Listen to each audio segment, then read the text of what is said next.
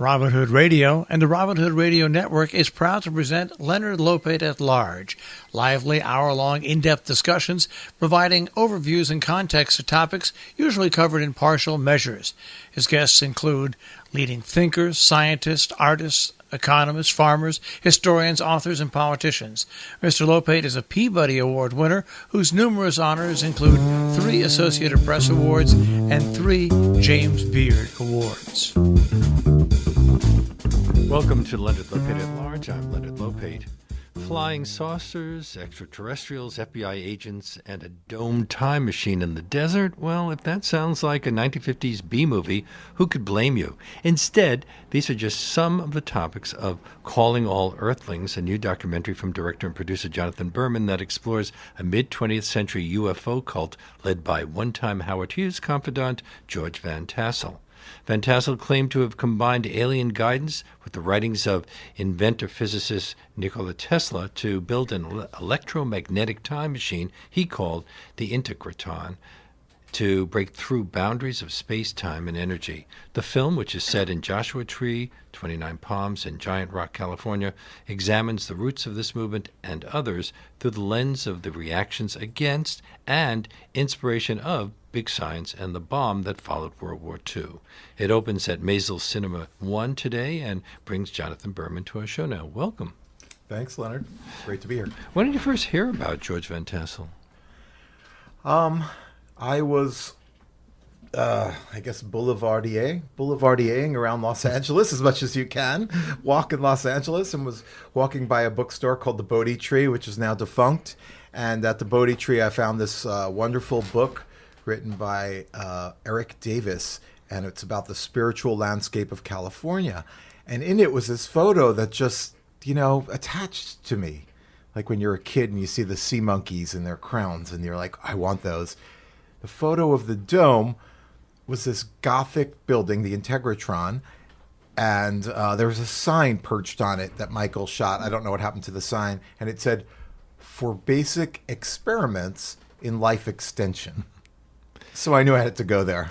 Well, you'd made other films before. Did you see this as an extension of the kinds of things you'd been doing in the past? I do. Like The Commune? Yeah. I mean, I try to approach each film as a story rather than get too, heady about it. This was a tough story to crack, but looking back, I see that the films are typically about these third spaces, like places that aren't home or work. Well, I guess A Commune is both, actually. So my last film, Commune, looked at an extraordinary space, or an attempt to create an extraordinary space, and it was. And certainly the Integratron was and is as well. What can you tell us about Van Tassel? How did he come to work with Howard Hughes? What I love about this tale, and I say tale instead of story, is because it has all these Rashomon-like curves and different takes on it.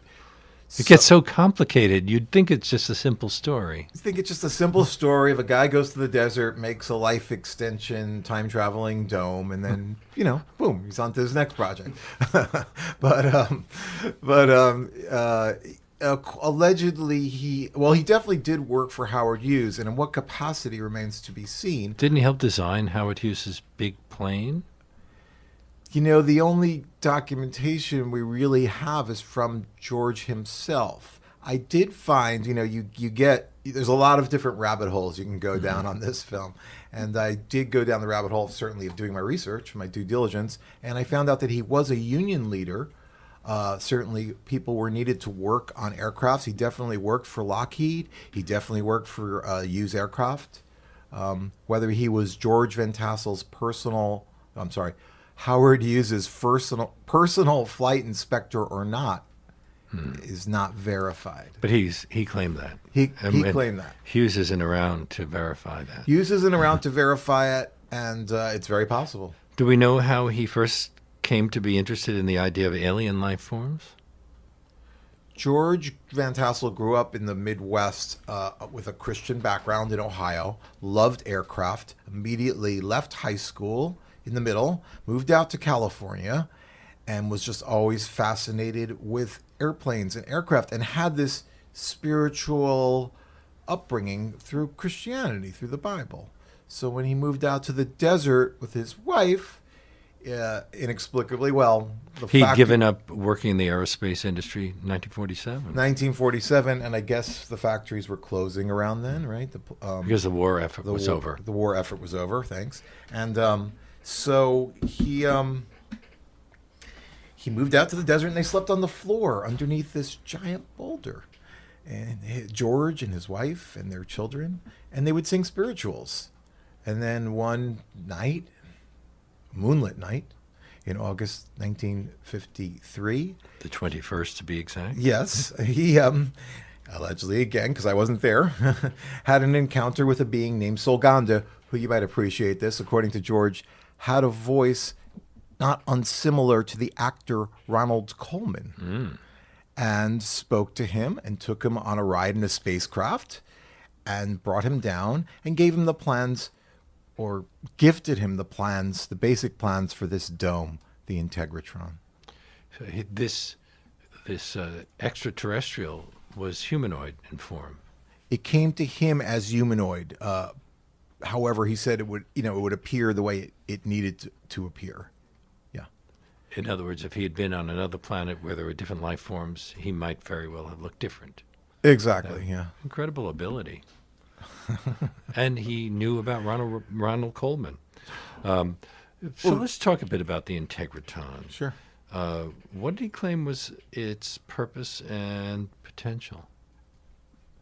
Yeah, the Integratron was built for the basic forms of life extension. And living in Southern California, as I do now, I can assure you that life extension is still on the agenda with Botox, and or at least looking young. So the intent was that the dome, which was a machine that would spin around, and using maybe more than Tesla, the principles of George Lakhovsky, it would spin around, and you'd walk through it, and it would vibrate and rejuvenate your cells. So electromagnetic pulses would rejuvenate your cells. It makes me think of a lot of things. But Lakhovsky's sort of unknown today. Yet I think that electromagnetic healing is happening and is gaining more respectability. So it might very well have worked if he'd been able to complete it, or worked on some level. It could be. You know, it's so funny when you're a reporter or a filmmaker, you step in and you're supposed to be the expert. It's just some of this stuff, you get into the very woo-woo world. And the film does not make fun of that. In fact, one of our challenges in making the film was to balance it out between belief and, come on, guys. As you said earlier, the Rashomon effect. Exactly. There's a million stories. There are a number of subplots running through the film. One is the political environment in America during the post-World War II years. Could you talk about that for a bit? We're talking about, this is a period of McCarthyism, but there were people on the left and the right who were reacting very strongly to what was going on in the world. The Cold War was heating up. Yeah. I mean, it's a period of fear and hope. On the one hand, there's all these wonderful scientific inventions becoming popular. When did television come about? Well, earlier, but it became popularized. People started buying TVs in the early 50s. The early 50s. So there was a lot of hope and there was a lot of fear with the bomb. And on the political side, as you were saying, there was intense paranoia and intense, you're supposed to conform. The age of the organization man. But how did that feed into this early fascination with UFOs and the possibility of visitations from alien life forms? That's a great question. Everyone has their way of reacting against the mainstream. So for some, it's writing. For some, it's acting. For some, it's moving to the desert and becoming almost the father, the sort of unheralded father of the Aquarian age. We've all seen the day the Earth stood still and Earth versus flying saucers, of which we have a short clip in the film. They came in love, and they came to bring love up against the bomb, the wisdom that was transmitted was that you guys are messing up the universe. We have to come down and before you really F it up. So that's what made this whole thing political as well. Well, think about it, right? This is sort of the original Burning Man. You're going out to the desert. You're gathering in a group. You're preaching free love. A lot of it was very on the edge of, if I can use the C word, I think I can here. What? No, not that one. Communism. Oh, yes. You can It was on the edge of communism. And I don't know. I think that it's always, it was, as we saw through the FBI reports, it was a threat that people were gathering together for conventions. There was no cell phones to take our Instagram feeds and see what we're up to. And people were doing stuff. They were having fun. They were gathering. They were talking about peace and love. This was a threat. And from my research, it seemed to be the roots of the COINTELPRO. Is that how you pronounce it? COINTELPRO. COINTEL. COINTEL program, yeah. Intel Yeah. being the important COINTEL, exactly. Yes. Like, how do you monitor and, if necessary, disrupt gatherings that could be threatening to the U.S.? There's a running theme throughout your film, letters from a woman in the area that she sent to the FBI agent in charge. What was she concerned about? You know, life can be boring, and when you see people passing by your house on their way to a UFO convention, and they're chanting peace, love, harmony, peace, love, harmony. In the 50s, in the early 50s, she wrote the FBI. She was concerned about insurrection. We had the same situation with Black Bear. Maybe it was the commune that I covered in my commune film, that maybe all this was going to lead to mass insurrection. So like a good citizen of the 1950s, she wrote the agent and ratted him out, Stasi style. Now, this area is also home to a major military base. How far was Van Tassel and his group from 29 Palms? That's a great question, Leonard. And is that was that a source of concern?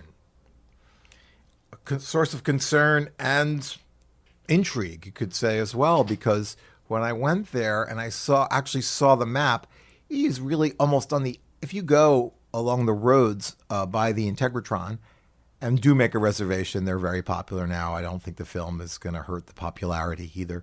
The road from the dome and the border of that massive base is like a few hundred yards. So some would speculate, and speculation is a pastime, as well as, a source of potential information. Some would speculate that there was a connection between the dome and its activities and the military. I don't necessarily subscribe to that. That there were these communists who were keeping track of what our military was doing? No, more like this was listen, we talked about Rashomon, right? So that the dome was somehow connected to military experiments. I showed a trailer for the film out in Malibu at a private home to try to raise money. And some squirrely guy shows up, and he's like kind of a Jeff Skunk Baxter type. And he's like, they've built other Integratrons. That one didn't get work, but there's one in the Bahamas, and I was like, really? Because I'm curious and I'm open, as much as I'm skeptical. And he's like, yeah. And I was like, wow, tell me about that. And I turned around, and the guy wasn't there. It's just one of those weird, an extraterrestrial, in fact. I don't know. Just trying to confuse everybody. Squirrely kind of company man, perhaps. But have you ever found out? It doesn't seem likely, although there might have been followers of Van Tassel who tried to do their own versions. I think what's great about George Van Tassel and this dome is that it's a talisman, right? It's like this totemic object that we can project whatever we want onto it. And you were able to film in it. Yeah, that was a largesse of the Carl sisters and Tron. We'll talk about that in a moment. Okay. My guest is Jonathan Berman, who who's written, directed, and produced Calling All Earthlings, which opens today at the Maisel Cinema 1 at 343 Malcolm X Boulevard in Harlem. I was wondering about at what point George Van Tassel became a person of interest for the FBI. Was it because people started asking questions about him, or did the FBI just notice that there was this guy there attracting people to him on the edge of a military base? I think there was a monitoring of all, and I'll find there's sort of a expert on this, but there was a monitoring of all the contactees. Van Tassel particularly became a center of it because he decided to do his spacecraft conventions and invite the other contactees out to the desert as a kind of, original show in a way. When we think about it, FBI surveillance of American citizens in the 1950s, it usually involves them looking for communist spies and sympathizers. But what other types of surveillance was the FBI involved with? In this case, citizens who believed in extraterrestrial life and visitations? Well, there's that, but there's... Or did they not believe that that was what was really going on and that was just a cover for something else? I mean, I can't, get inside the head of the FBI, but I wouldn't want to get inside the head of J. Edgar Hoover, would you? Well, that's a subject for many films, and but I would say that people who are advocating peace and love, people who are not conforming to the 9-to-5 system, who are finding their way to subsist, as they did in the 60s and 70s, and people who may be seeing things that are top secret. Maybe you're seeing something that's a craft that shouldn't be seen, that's part of a program. All of these can be of concern for officials. The FBI seemed particularly interested in Van Tassel's College of Universal Wisdom. What was that all about? Well, he was the president of this college. You have to find a way to make yourself and your beliefs and your, if you will, magnetic beliefs get out in the world. And I think one way is to form a church, as we saw with some contemporaries like Hubbard and people like that, or to form a school. Well, in the case of Hubbard, it was a church that also had some kind of scientific basis, and it also had, again, a major extraterrestrial side. So is this something that developed simultaneously with L. Ron Hubbard and Scientology? I think he took some inspiration from, all of these, let's say, New Age, for lack of a better word. And by the way, his publishing company, when he lived in Echo Park, was right there, and it was called New Age Publications. And that's who published his work. He wrote many books. The books were combinations of Van Tassel's own thoughts, which were original, as well as bits and pieces of Scientology, of mesmerism. All these New Age movements tend to borrow and tribute and steal from each other because that's the nature of spirituality, I think. There's nothing new. What kind of structure was the Integriton?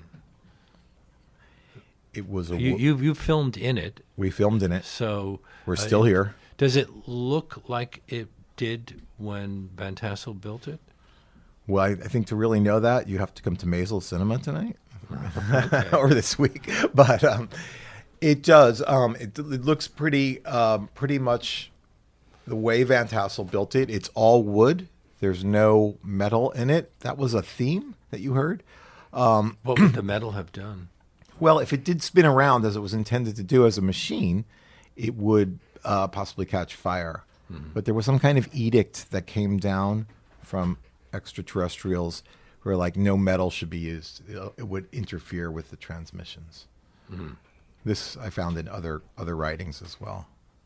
By the way, excuse me, just to be clear, I don't think belief in extraterrestrial beings is any weirder than Christianity or Judaism.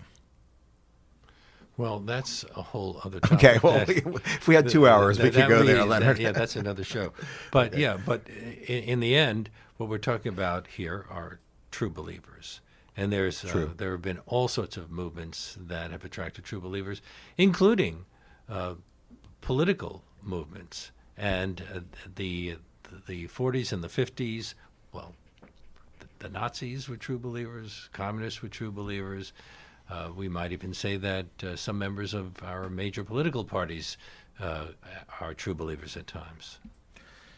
It's a fascinating subject. I find when you find passionate people, you find good subjects for movies. And when you talk about the Third Reich, there's definitely a lot of talk that they were interested in alien stuff as well. But these were true believers. It's true. What did Van Tassel see as the purpose of the Integratron?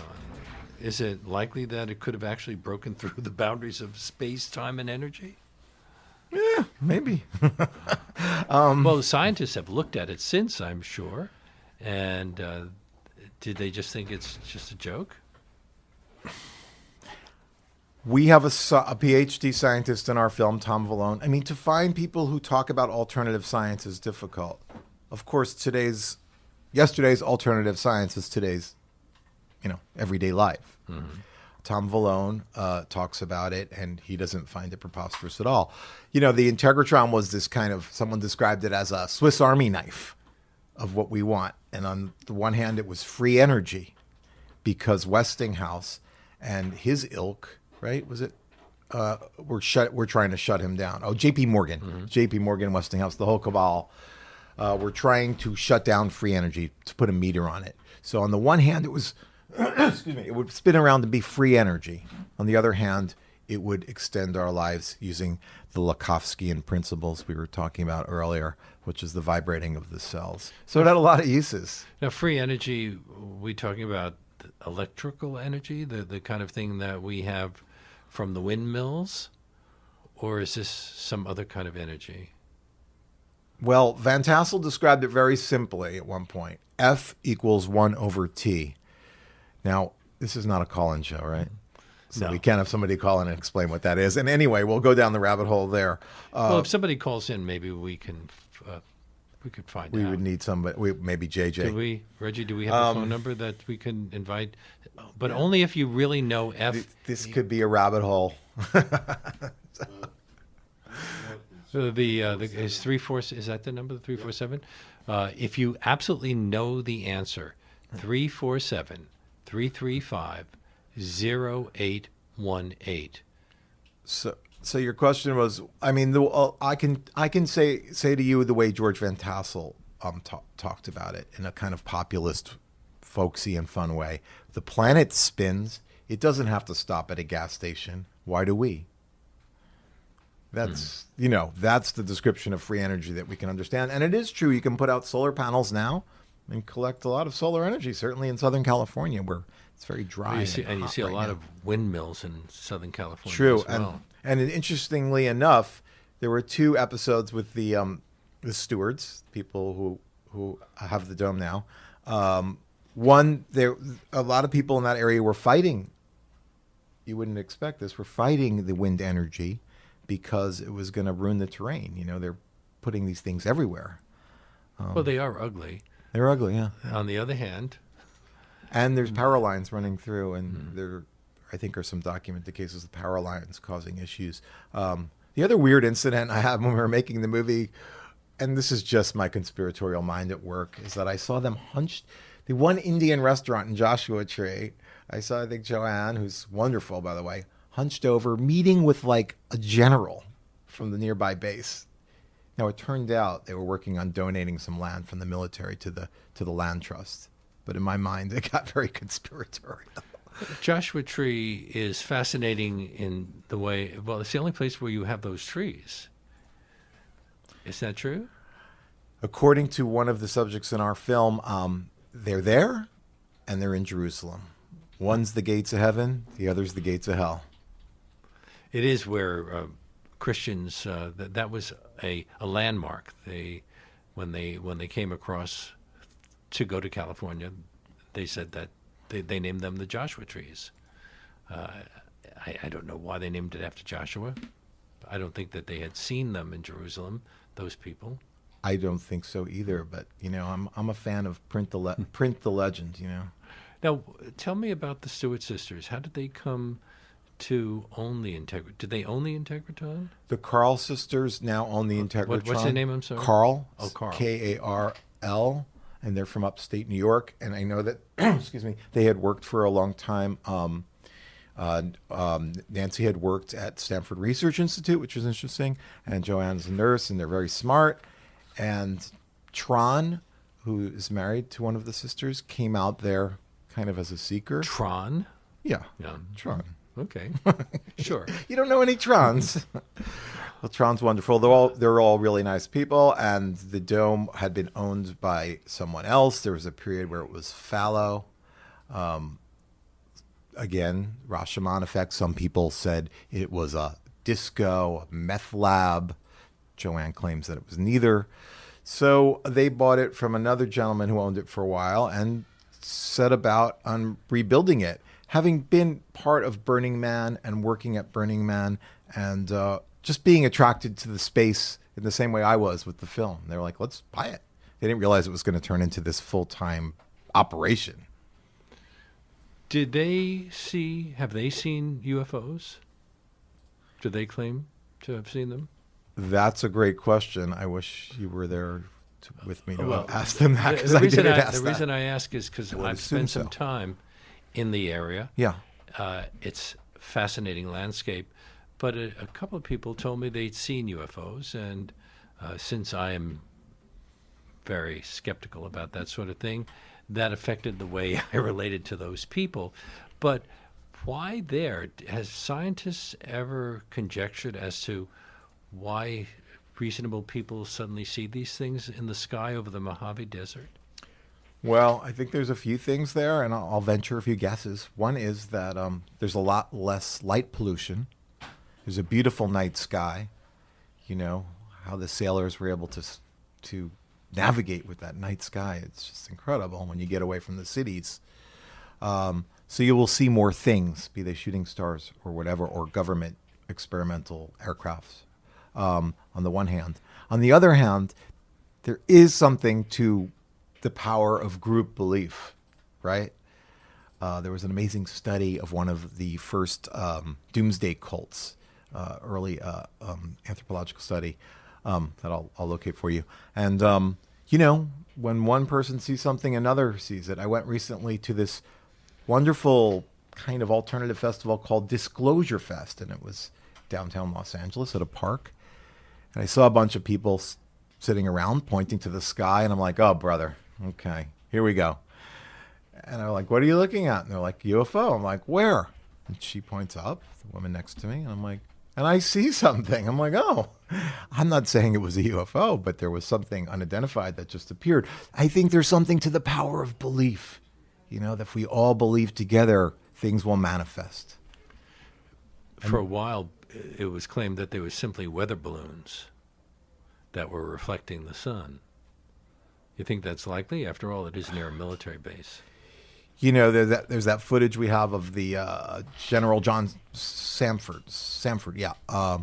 And his explanation of what people were seeing just feels, on an intuitive level, if you saw the film, so unconvincing. He really feels like he's hiding something. I don't know what. I don't know if you had that woman who wrote for the LA Times, who wrote the book about what actually happened at Roswell. Her explanation was wild. Do you remember that? Well, didn't she claim that there was some Soviet experimental plane, a nuclear plane that exploded, and that's why the extraterrestrials were glowing because they had been affected by radiation? Rashomon effect. Well, I may be wrong. No, you may be right. What I remember hearing was that, or reading in the book, was that Roswell was actually two children, I think, who had been taught to fly this craft from Russia as a kind of to spook us out. You know, and Russia wouldn't be involved in spooking us out, right? Oh, wait, that's happening now. Okay. So that was a wild and crazy story, like kind of a disinfo, you know, freak out the American story. And that area 50, 51 or 54, I'm having I think it was 51. 51, okay.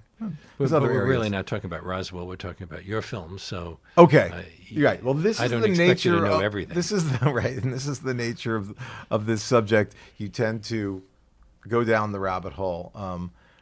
However, I will say, in line with what we were talking about before the 50s, there was that influx of scientists like Werner von Braun and Operation Paperclip.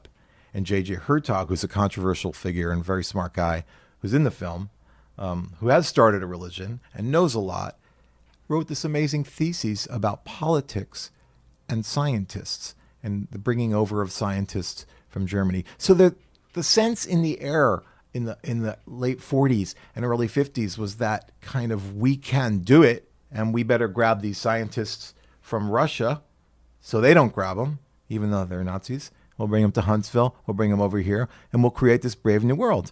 And Werner von Braun will work on Tomorrowland with his buddy Walt Disney. Okay, but I'm getting off track. You're listening to Leonard Lopate at Large, and we had a listener call in with an answer to the question. Great. Do you want to look at this? Because it's totally confusing to me. Well, Van Tassel described the energy formula as F equals 1 over T. And you can see that whole interview online, by the way, with Van Tassel. For cyclical processes such as rotation, oscillations, or waves, frequency is defined as a number of cycles per unit time. In physics and engineering disciplines such as optics, acoustics, and radio, frequency is usually denoted by the Latin letter F or by the Greek letter, it's a square, or V, nu. See Planck's formula. The relationship between frequency and the period of a repeating event or oscillation is given by, and then it trails off. Well, I will assume that that's correct. Okay. Because we have really smart listeners. This is the problem, by the way, with science and lay people. Yeah. How are we ever going to understand what scientists are talking about? It takes a real genius to be able to take it down and make it explainable. I'm still trying to understand string theory. Okay, well, good for you. Can you discuss the mystery surrounding Van Tassel's written research regarding the Integratron? Well, the written research has claimed to have been, I don't want to give it all away, but it's claimed to have disappeared. Art Kunkin, who's in the film, who's started the Los Angeles Free Press, there had been rumors that Art actually had the materials. And I have to go out to the desert, and we're going to show the film out in the desert in early September. I'm excited about that. It's always exciting to be asked back to show the film to the people you made it about. Do you know what I mean? Mm-hmm. So I'll have to ask Art and see what's going on. Allegedly, he has the plans. Somebody else said they were burned. Other people say they were stolen. Well, there's so many conspiracy theories that arose out of all of this.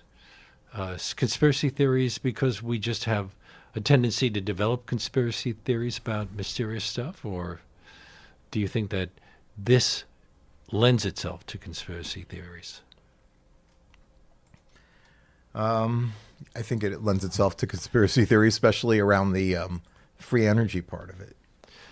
Because the feeling was if we did have free energy, then it would ruin a whole bunch of industries. So let's kill off this Van Tassel. Is it? Do we know for sure whether Van Tassel died of natural causes? Well, he was on his way to an interview and died of a heart attack. Now, depending who you ask, it could have been from too many burgers and fries, or it could have been from some kind of implanted device. Listen, we know that people have died by going too far up against the U.S. government, and that's been discussed many times on WBAI with ample proof in various forms, political or otherwise. What happened with George, I don't know. What's interesting about him is his education and professional life were grounded in real science, not the sort of background that we would associate with someone who is a crackpot. I think there's a great history in America of the tinkerer. Mm-hmm. And we need to bring our tinkerers back to tinker more. And George was a tinkerer and knew stuff and was trying his best to combine it. Was he also charismatic because he had his share of followers? Remember, we just finally watched The Cut, my wife and I, and we're like, okay, it's a movie. Yeah, mm-hmm. Good. And she said, he's a good-looking guy.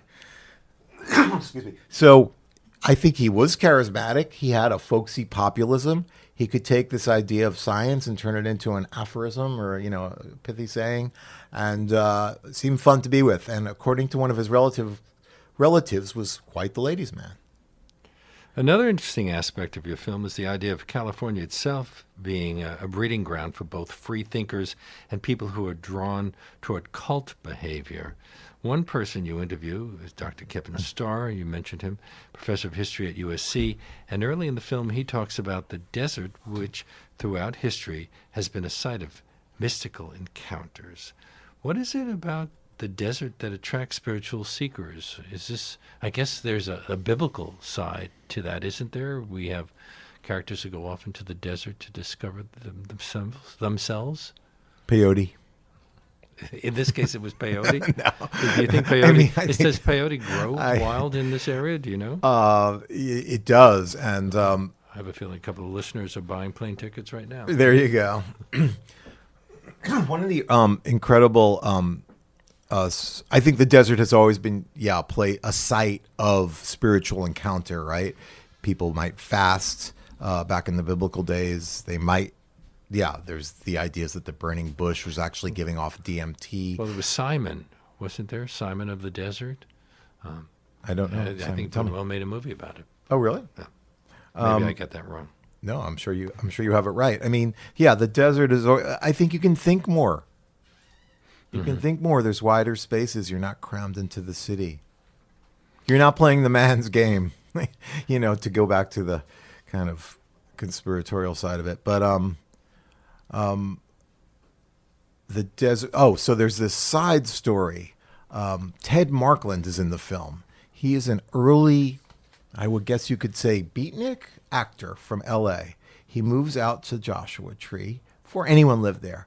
Takes peyote with American Indians and says to his buddies, who they're all making these crazy motorcycle films and stuff, and he says, come on out to the desert. So he invites his buddy Peter Fonda out, and they kind of starts this encounter with the hippies and the peyote cultures and rituals. I think there's a lot of reasons, some all natural, you could say. Another famous person who shows up in the film is Eric Burdon of the Animals fame.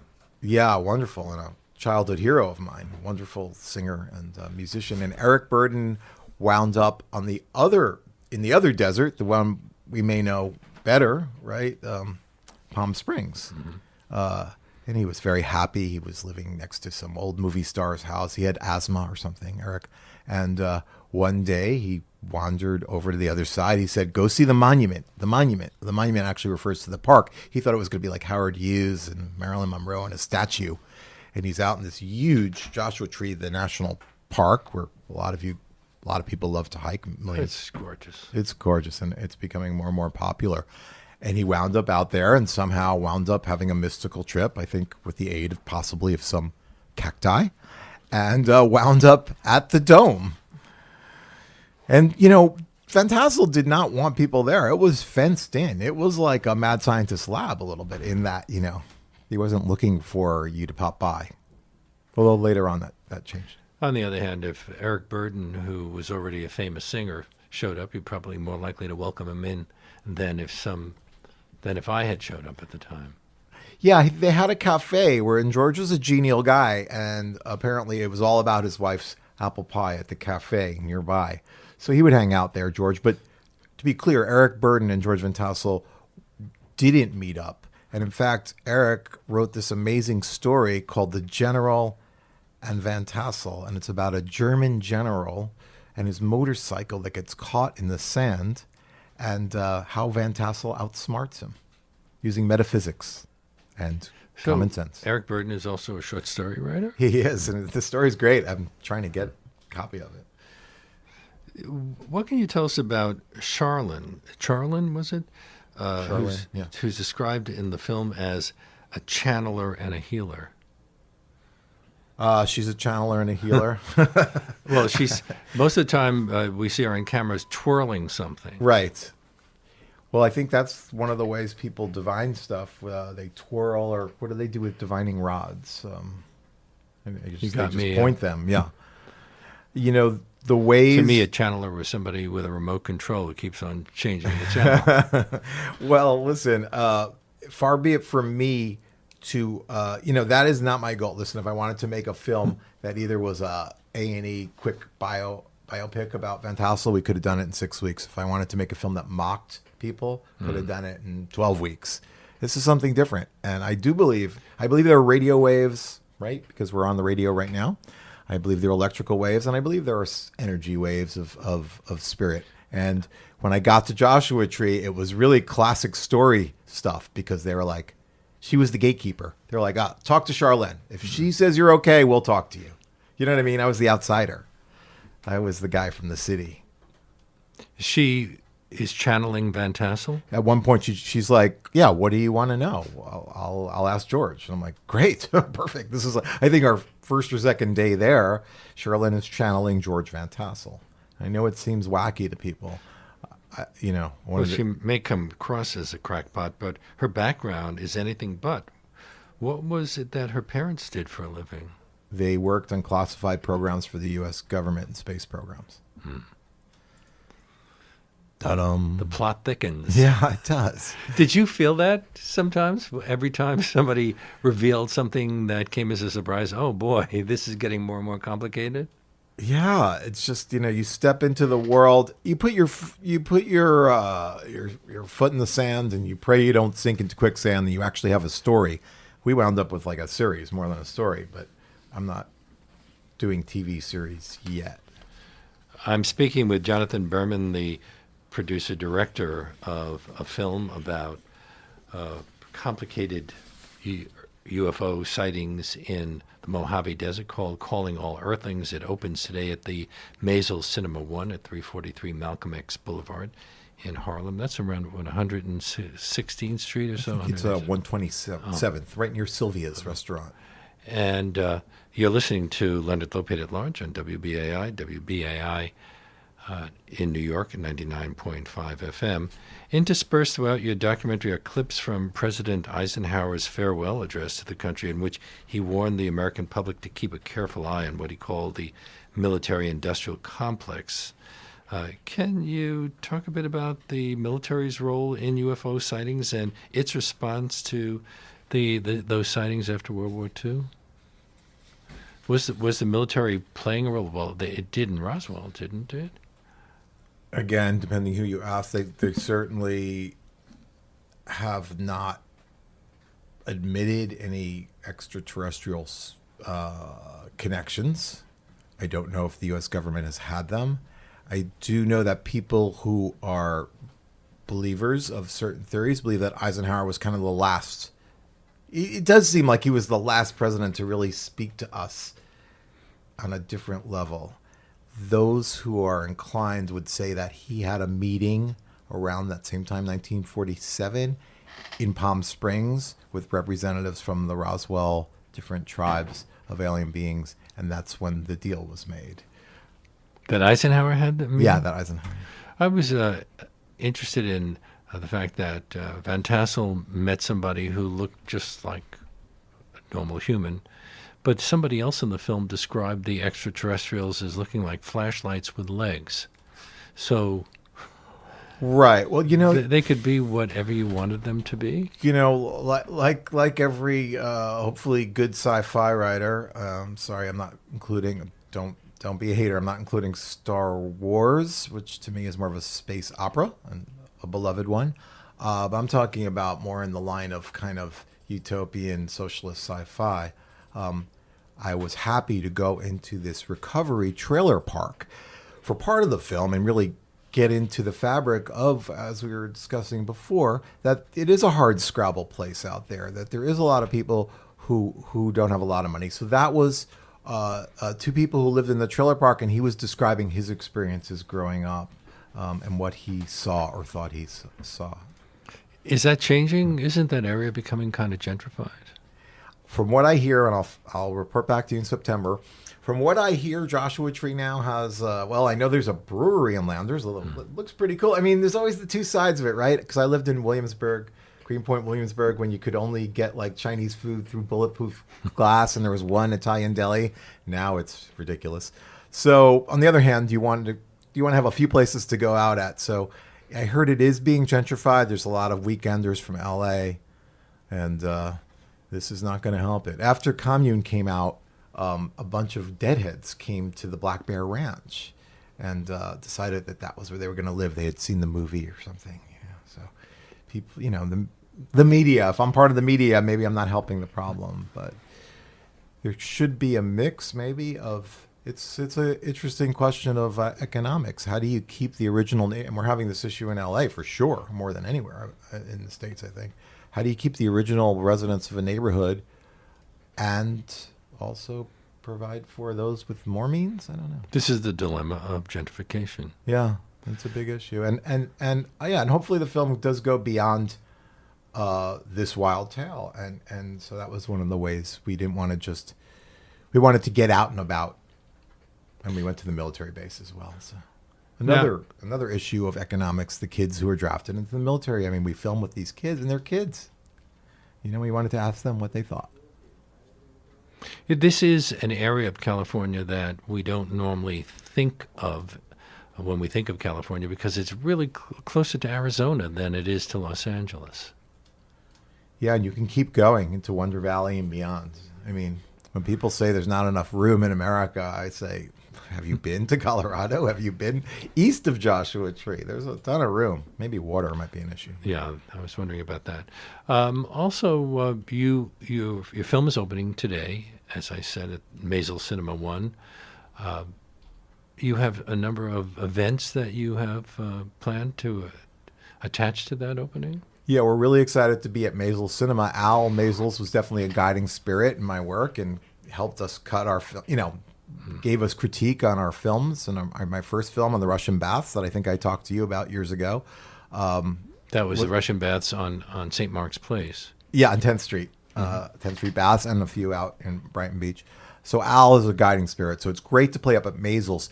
Elliot Sharp, who is, maybe he's a little too old to be a wunderkind, but he's a musical prodigy and living here in New York. And Elliot has worked with me on this film for a few years, figuring out the soundtrack. Like, of course, what do you start with?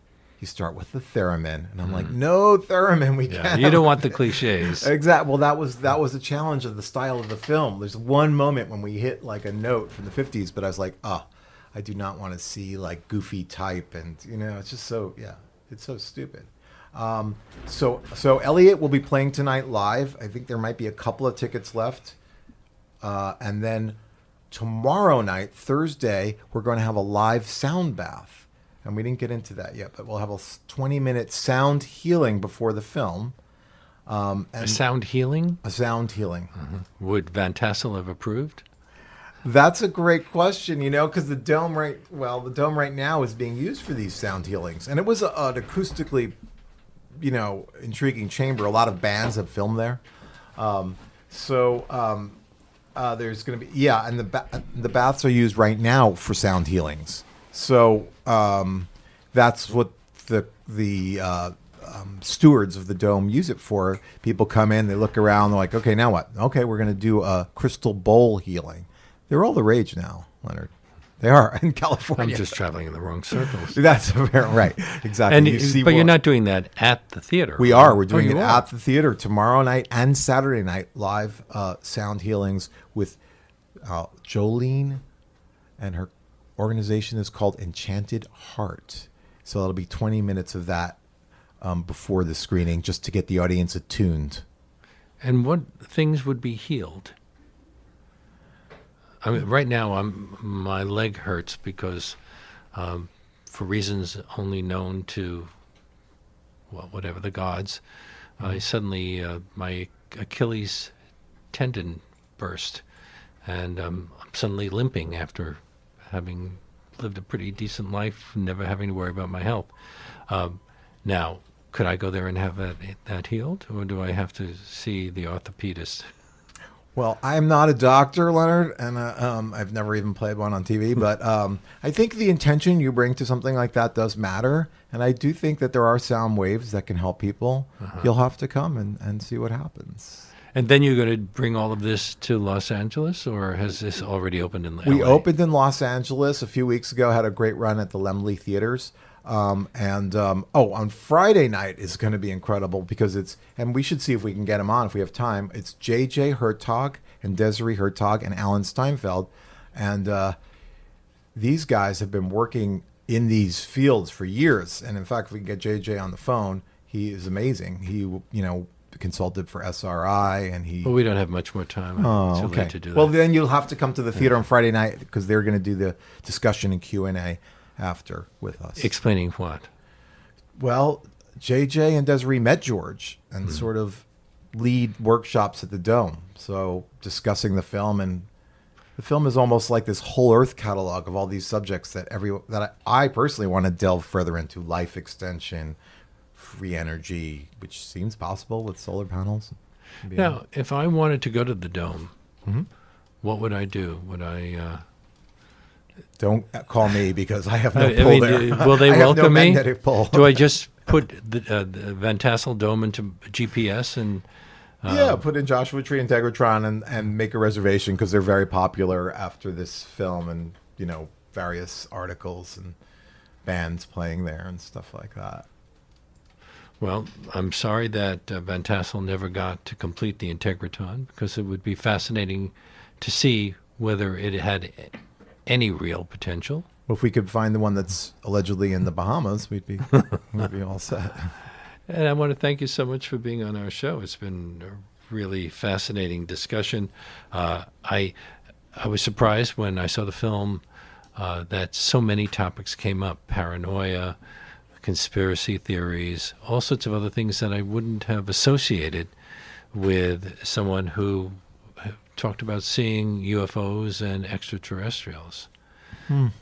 Yeah. Those all, I'm assuming, came as a surprise to you as well when you were working on it. Yeah, I try to follow the story and not get too heady about it, and all that stuff did arise in the 50s and to this day. I mean... Well, we still have conspiracy theories. We still have conspiracy. We still have paranoia. People talking about chemtrails. I don't think there's chemtrails, but, I don't know.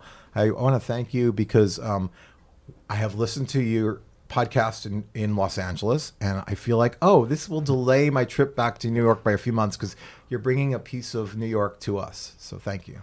Well, and thank you. Yeah.